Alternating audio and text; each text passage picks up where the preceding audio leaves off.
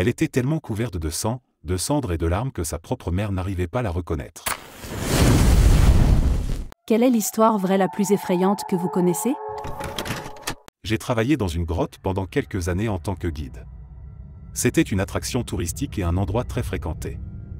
On racontait souvent aux gens les différentes façons dont les gens mouraient en explorant cette grotte. On nous a interdit de le faire à la fin des années 90 pour rendre la visite plus accessible au grand public. Mais il va sans dire que tous les employés savent encore combien de personnes sont mortes dans la grotte depuis les années 1890. C'était toujours l'une des choses dont nous plaisantions entre nous. Un soir, après la fermeture, certains guides touristiques ont voulu faire une blague à une des nouvelles guides et lui ont dit qu'elle devait aller balayer la grotte. On pensait tous qu'elle avait compris que c'était une blague. Ils lui ont dit de s'assurer qu'elle retournait dans une zone assez éloignée de l'entrée. Une fois qu'ils ont vu qu'elle commençait à balayer, ils ont commencé à faire pivoter la porte extrêmement grande, épaisse et semblable à une voûte. Ils réussirent à la fermer pendant qu'elle se dirigeait vers l'entrée en courant. Ils ont ensuite éteint les lumières de la grotte depuis l'extérieur. J'ai dit aux gars de la faire sortir rapidement et de ne pas prolonger la torture. Nous avons tous entendu de faibles cris et des coups sur la voûte. Puis cela s'est arrêté. Nous nous sommes tous précipités pour ouvrir la porte. On a allumé les lumières, mais on ne la voyait nulle part. Elle était cachée dans un coin, assez loin de l'entrée. Plus loin que ce que nous pensions qu'elle pouvait faire dans l'obscurité. Elle était assise sur le sol, se balançant d'avant en arrière, les bras enroulés autour de ses genoux, en hyperventilation.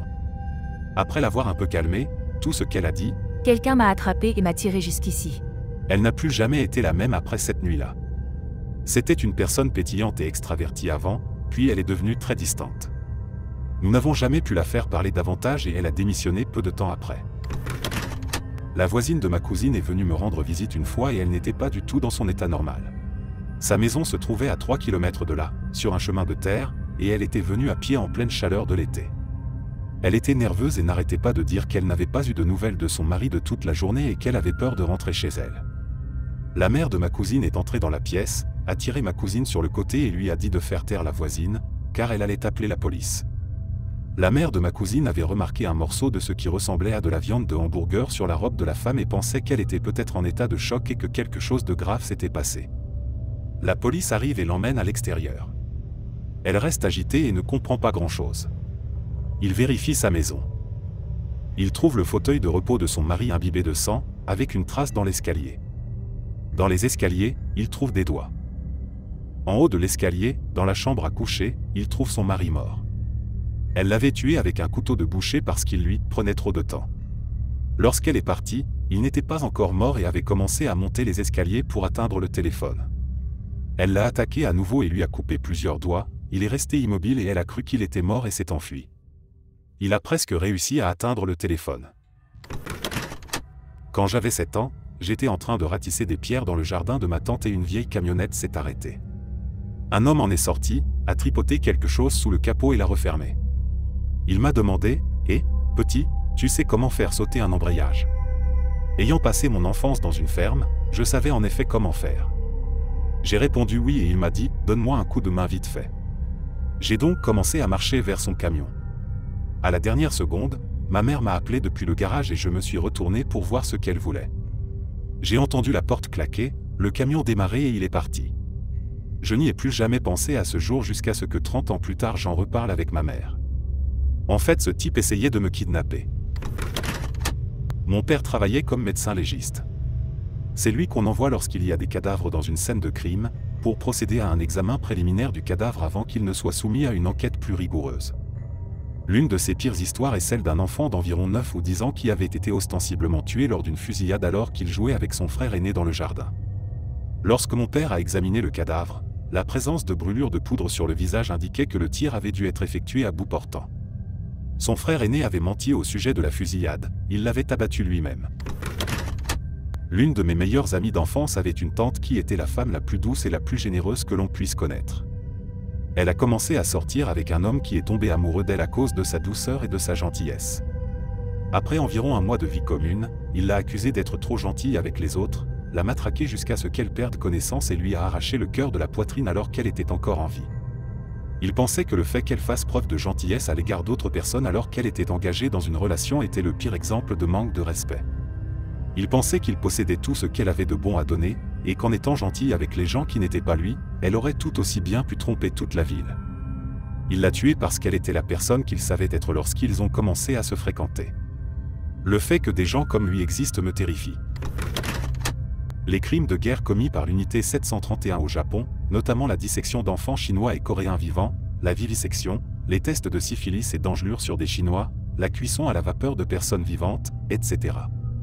Les données selon lesquelles 78% du corps humain est constitué d'eau résultent en partie de l'expérience de séchage 731, au cours de laquelle des scientifiques japonais ont fait rôtir des civils chinois à mort dans une pièce à haute température pendant 15 heures, puis ont pesé le corps de la momie séchée et l'ont comparé au poids corporel de la victime avant l'expérience. Mon grand-père m'a raconté qu'ils attiraient les orphelins avec de la nourriture parce que les Chinois étaient affamés pendant la Longue Guerre mondiale, qu'ils les trompaient en leur faisant croire que les injections étaient des vaccins contre la grippe alors qu'elles étaient en fait remplies du virus T. Puis ils les observaient mourir lentement dans d'atroces souffrances, tout en leur fournissant continuellement des nutriments de base pour qu'ils tiennent le coup le plus longtemps possible. Le massacre de Nanjing n'est qu'un des exemples de terribles crimes de guerre perpétrés par les armées impériales japonaises, où la moitié de la population de l'une des villes les plus développées de Chine à l'époque a été anéantie en 10 jours, les corps ont été brûlés pendant des mois, l'histoire du monde n'ayant jamais connu une telle chute de population. Le Japon impérial ne considérait pas les Chinois, les Coréens ou les Indonésiens comme des êtres humains, il les traitait comme de singes. L'unité 731 et les terribles guerres biologiques n'ont jamais été reconnues par les Japonais jusqu'à aujourd'hui, sans parler des excuses, même s'il y a des preuves et des monuments commémoratifs partout en Asie. Mon grand-père dit toujours que l'histoire est écrite par les vainqueurs, mais ces choses horribles ont vraiment eu lieu, il se souvient de ses parents tués sous ses yeux par les Japonais, les gens se souviennent. L'un des anciens collègues de travail de ma mère était en train de charger des marchandises dans un camion, lorsqu'un homme plus âgé s'est approché et a proposé son aide. Apparemment, il était très gentil et poli et il est parti quand ils ont eu fini. Elle a obtenu le nom de l'homme, et quand elle l'a dit à sa mère, elle a été bouleversée. Il s'est avéré que c'était Ed Gein, le type sur lequel est basé Massacre à la tronçonneuse. Il purgeait une peine à l'institut psychiatrique de Mandota, juste à côté de l'endroit où elle travaillait. Comme je l'ai déjà dit, il s'agissait apparemment d'une personne très gentille à la fin de sa vie, mais c'est quand même flippant d'avoir rencontré quelqu'un d'aussi tristement célèbre. Le tueur au coffre à jouets, je crois que c'était son nom. Il y avait des enregistrements audio qu'il faisait écouter à chacune de ses victimes lorsqu'elles se réveillaient. Je les ai trouvés transcrits en texte il y a quelque temps, et je n'ai pu lire que quelques paragraphes avant de devoir m'arrêter. C'est la chose la plus dérangeante que j'ai jamais rencontrée sur le web. Il a affirmé avoir fait plus de 40 victimes au cours de son activité. Il est célèbre pour avoir dit « Si les gens connaissaient les joies d'avoir une femme attachée dans votre sous-sol, c'est là que toutes les femmes se trouveraient. » Ma mère travaille dans un hospice où les gens sont envoyés pour mourir le plus confortablement possible. On y trouve des cancéreux et des personnes âgées à foison. Les histoires les plus effrayantes que je connaisse sont celles où les patients mourants perdent le droit de prendre des décisions concernant leur corps. Parfois, c'est à cause de la maladie d'Alzheimer ou de la démence, mais cela signifie que ce sont souvent vos enfants ou vos petits-enfants qui décident de votre santé. Ma mère n'a pas travaillé longtemps dans le service de soins palliatifs parce que beaucoup d'enfants ou de petits-enfants veulent égoïstement maintenir ces personnes en vie le plus longtemps possible. Et laissez-moi vous dire qu'il y a une limite à la quantité de morphine qu'ils peuvent vous donner sans vous tuer et que le corps est capable d'infliger beaucoup de douleurs que les analgésiques ne peuvent pas soulager. Il existe également un type de cancer particulièrement cruel qui affecte les régions du cerveau liées à la douleur. Il y a vraiment une raison pour laquelle les gens plaident en faveur de l'euthanasie lorsqu'une personne souffre d'une maladie en phase terminale. La mort est naturelle. Parfois, éteindre les machines est la bonne chose à faire. Mais lorsque vos proches se sentent tristes à l'idée de vous voir mourir, il arrive que ce qui aurait dû prendre quelques jours s'éternise pendant des années. Ces patients ne sont pas heureux et ne profitent pas de leurs derniers jours. Ils souffrent. Ils supplient qu'on leur donne plus d'analgésiques alors qu'ils ont déjà atteint la dose maximale. Parfois, ils demandent à mourir et vous ne pouvez pas laisser la nature suivre son cours. C'est littéralement mon pire cauchemar. J'ai promis à ma mère de ne pas lui faire subir cela si elle tombe un jour malade à ce point, et je m'en tiens à ce que j'ai dit. Parfois, ils cessent de manger pour tenter de mourir et les infirmières sont alors obligées de leur enfoncer un tube dans la gorge pour les maintenir en vie. À mon avis, c'est de la torture. Il n'y a pas longtemps, j'ai lu un article sur un couple qui a été abandonné dans une grotte sous-marine lors d'une excursion de plongée à cause de pratiques commerciales douteuses. Ils n'ont jamais été retrouvés, mais ils ont trouvé un morceau de quelque chose, je ne me souviens pas de ce que c'était, sur lequel était griffonné quelque chose comme « Sauvez-nous avant que nous ne mourions ». Ce n'est pas aussi grave que la plupart de ce qui se trouve ici, Mais une étude intéressante a été menée l'année dernière dans les profondeurs de la mer et a des implications effrayantes. Des biologistes marins ont pris 3 carcasses d'alligators et les ont laissées tomber à 6600 pieds dans le golfe du Mexique. Cette profondeur est suffisante pour qu'il n'y ait pas de lumière naturelle et donc pas de plantes. Sans plantes, l'écosystème doit se nourrir de neige marine, qui est généralement constituée de restes d'animaux morts qui ont été partiellement mangés plus près de la surface, mais les morceaux les moins désirables n'ont pas été touchés et ont coulé. À cette profondeur, l'écosystème se compose essentiellement de charognards et de quelques petits prédateurs. Le premier des 3 alligators a été entièrement consommé en moins de 24 heures par des amphipodes géants, de gros invertébrés d'eau profonde de la taille d'un pamplemousse. Le deuxième a été consommé plus lentement, au bout de 51 jours, il ne restait plus que des os. Il est intéressant de noter qu'une nouvelle espèce de ver mangeur d'os a été trouvée sur les restes. La 3e carcasse est celle qui me donne le plus de frissons. Lorsque les scientifiques ont envoyé leur sonde pour l'examiner, elle avait disparu. Pas la moindre trace. Il y avait des traces de traînées sur le fond marin et les cordes utilisées pour la maintenir en place avaient été déchirées. Dans des eaux aussi profondes, la plupart des animaux ont la taille d'un chat ou moins. Ils restent petits parce que la nourriture est rare. Pour être assez grand pour déchirer une corde, prendre un alligator de 80 kg et repartir avec, l'animal qu'il a enlevé devait être d'une taille bien supérieure à tout ce qui vit à cette profondeur. Il est possible qu'il s'agisse d'un requin, mais les requins de la taille estimée nécessaire ne vivent pas souvent à de telles profondeurs. Nous ne savons toujours pas ce qui a emporté cet alligator. L'enlèvement de Colleen Stan. Elle faisait de l'autostop dans les années 70. Une camionnette avec un jeune couple et un bébé lui a proposé de l'emmener, et comme il s'agissait d'une famille, elle a accepté. Ils l'ont tenue en joue, lui ont mis une boîte géante sur la tête qui bloquait ses cris, plus tard, l'ont gardée dans une boîte de la taille d'un cercueil sous leur lit. Elle a été brutalement battue et violée quotidiennement pendant 7 ans. Ils lui ont également fait subir un lavage de cerveau pour lui faire croire qu'il faisait partie d'une mafia appelée « la compagnie » qui tuerait sa famille si elle tentait de s'échapper. Finalement, la femme l'a aidé à s'échapper et a reçu l'immunité pour avoir témoigné contre son mari lors du procès. L'histoire du cannibale allemand. Un type a créé une annonce sur internet en disant qu'il voulait manger quelqu'un et demandant s'il y avait quelqu'un qui voudrait être sa victime. Au bout d'un moment, un type répond par l'affirmative. Le type arrive, et il décide qu'il devrait commencer par lui couper le pénis. Il la fait cuire. Ils essaient tous les deux de la manger. Quelques heures plus tard, la victime finit par mourir à cause de la perte de sang. Tout ça a été enregistré sur vidéo et montré au tribunal. Le cannibale voulait prouver que le type était d'accord et acceptait tout ce qu'il lui avait fait. Je vivais à côté d'un meurtrier. Faye Sweetlick avait 6 ans lorsqu'elle a été enlevée dans son jardin. C'était à la une des journaux. Des équipes de journalistes, des flics et même le FBI se sont rendus dans mon complexe résidentiel. Ma fiancée et moi avons rencontré le FBI à 3 reprises. Ils ont fouillé notre maison et tout le reste. Je me souviens parfaitement que ma fiancée m'a contacté par FaceTime alors que les flics fouillaient les poubelles devant ma maison. Ils ont sorti ses bottes et un couteau ensanglanté. Puis ils ont trouvé le corps de la victime, enterré à environ 300 mètres de ma maison. Ils les avaient regardés trouver l'arme du crime. Cet abruti l'a mise dans un sac poubelle avec le reste de son courrier. Il est allé sur le jardin arrière et s'est ouvert la gorge. C'est dingue. J'ai eu des conversations avec ce type. Je ne savais pas que c'était un psychopathe. Tout cela s'est passé il y a 1 an. Je vivais et travaillais en Afrique du Sud avec une organisation caritative, et c'est là que je me suis lié d'amitié avec un homme originaire de la République démocratique du Congo, qui se trouvait maintenant en Afrique du Sud et travaillait avec notre groupe. J'ai fini par retourner au Canada, mais nous sommes restés en contact sur Facebook. Quelques années plus tard, il a cessé de mettre à jour son profil. C'était triste, mais les gens évoluent, et lorsque vous êtes à l'autre bout du monde, les amitiés peuvent s'estomper. Cependant, quelques années plus tard, j'étais de retour en Afrique du Sud pour des vacances et j'ai demandé à des amis communs s'ils savaient où il se trouvait afin que nous puissions tous nous rencontrer et rattraper le temps perdu.